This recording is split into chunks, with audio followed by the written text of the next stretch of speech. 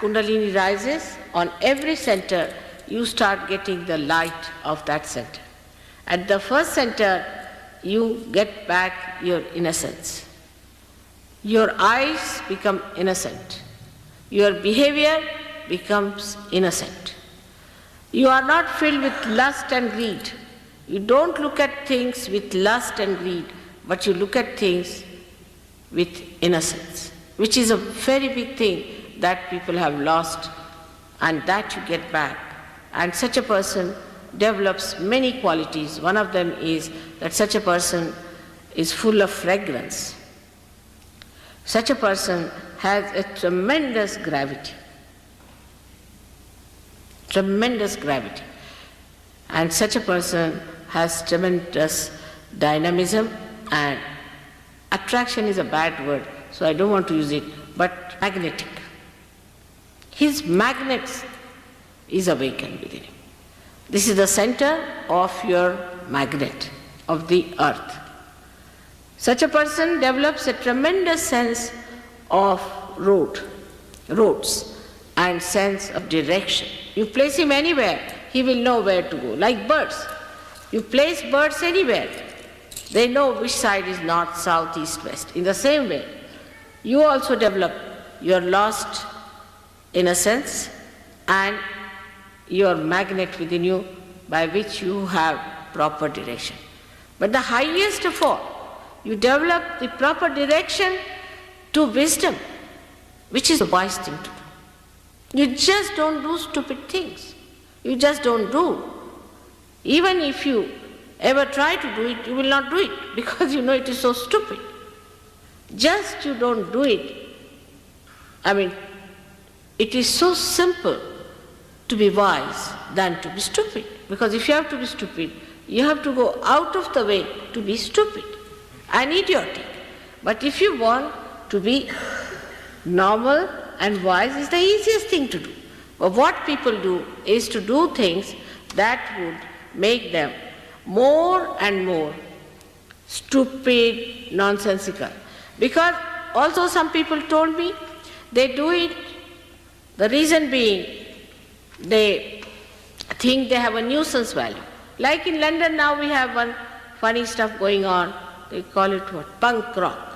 You see, it's a funny stuff. Now, poor things, they don't know what they are doing. And I think only value of that punk rock system is this, that they try to sort of make a nuisance out of them so that people feel attracted towards them, or sort of a significance out of them. But when you become a realized soul, you realize your significance because you understand you are part and parcel of the whole, and that your significance is to give realization to others. The highest of highest, that's what you have to do. Now you are a saint. And that's how the whole attitude of cheapishness, of outward shallowness finishes, and you become a serene, dignified personality. This is not possible through any sermon, any lecture.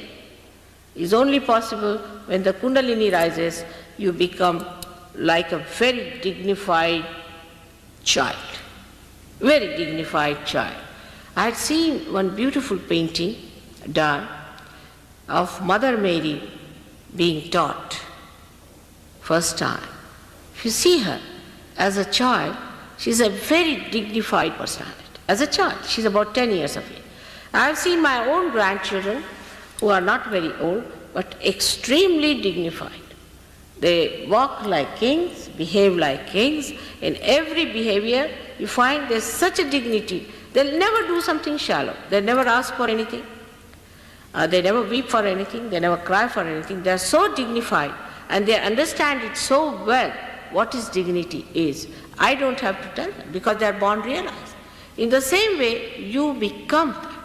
Nobody has to tell you that do this or do that. But you understand that you must have self-respect. This happens to you automatically. This is actualization. Nobody has to tell you that you be dignified, you just become. I have seen people who were absolutely absurd. Even from this punk rock we got some people.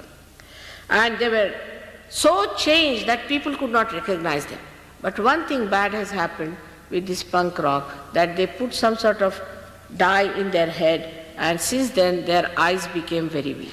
Because these dyes, I think, make the optic lobe covered with some sort of a color, and you can't see properly, and the eyes became very weak. And it took some time for us to remove the effect of those dyes from their head. We go headlong. What's wrong? There's nothing wrong in this world if it is a stupid fool. But for a wise man, there are very many things which are absolutely wrong, and there are very many things which are absolutely correct. So you develop your wisdom by this first sentence.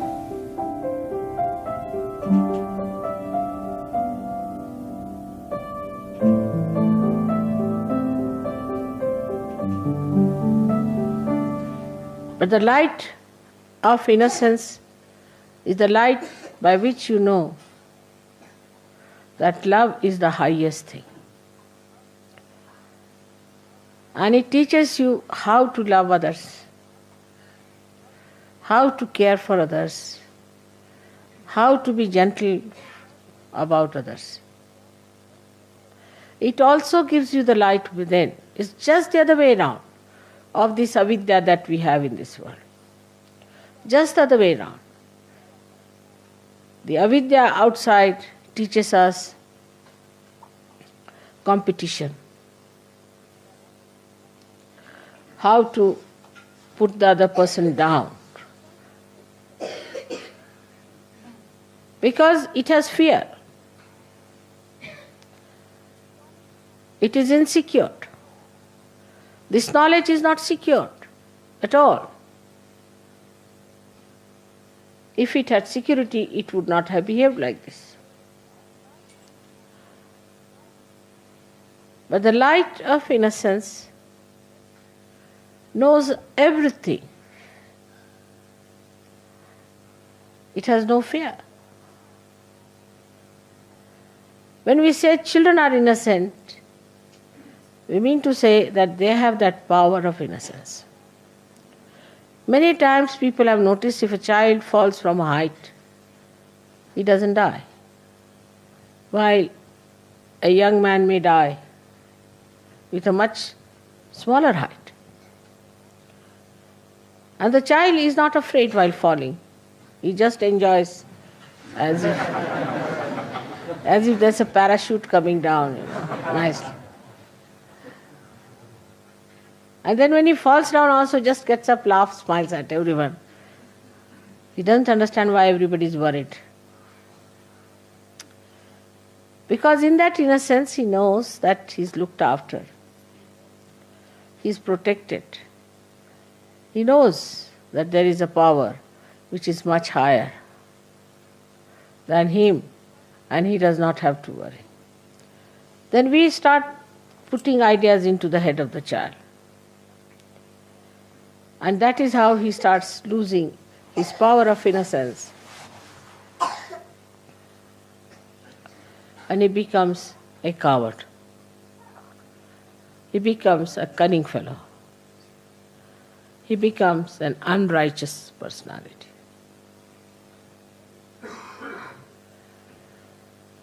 But still we would say that the innocence of children is innocence of ignorance. In a way, because they do not know the dangers of life. But the light of innocence knows all the dangers and also knows how to get rid of it. Also knows how to be away from such a person.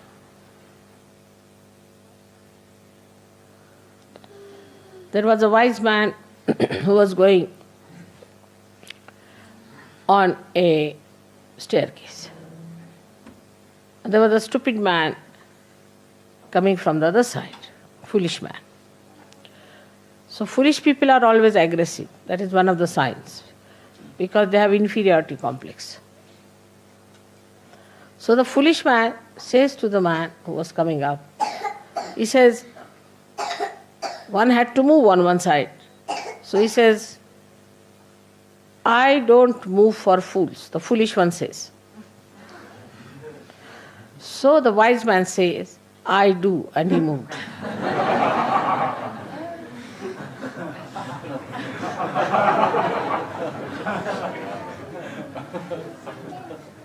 That's how the light of innocence tells you how far to go with a person, how far to talk to a person, how far to indulge in another person's personality or his problems. Otherwise he deceits. He understands that this gentleman is a stupid fool, so I move for a fool like that. He doesn't pay attention to such a person. He doesn't bother about such a person. This is the light of innocence which gives you discrimination. How far to go with others?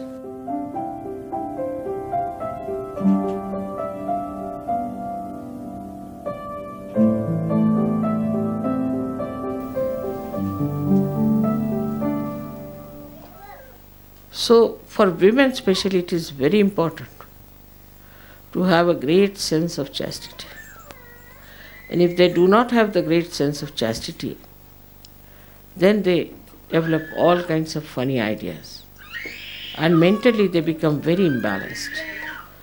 And the children that they have also become very funny, and you have all these problems of perverted relations, incest relations. And today I read a horrible story about a little girl who suffered with this incest relationship. It's hell that we have created. In hell, what else is going to be? Same thing. There's no sanity about it. There's no wisdom about it. So we have to now understand how we have to build ourselves as Sahajogis. Men and women, all of them have to go hand in hand. Because the first quality I told is wisdom, but the essence of Mooladhara is innocence. They are made of innocence. The power of Ganesha is innocence. And innocence comes when you do not destroy it. Actually, a child is born innocent. But if the mother is like that, immediately the child takes over. And if the father is like that, the son takes over. But later on, it has effect, whether it's mother or father. The whole society is decadent, is in decadence, is going down. You can see it so clearly. Thanks to certain great saints in India who made the culture of India.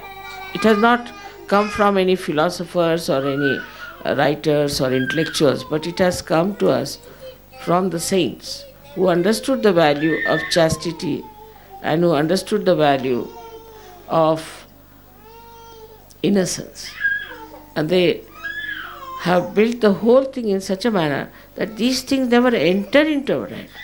So we call them as susamskaras, means good conditionings.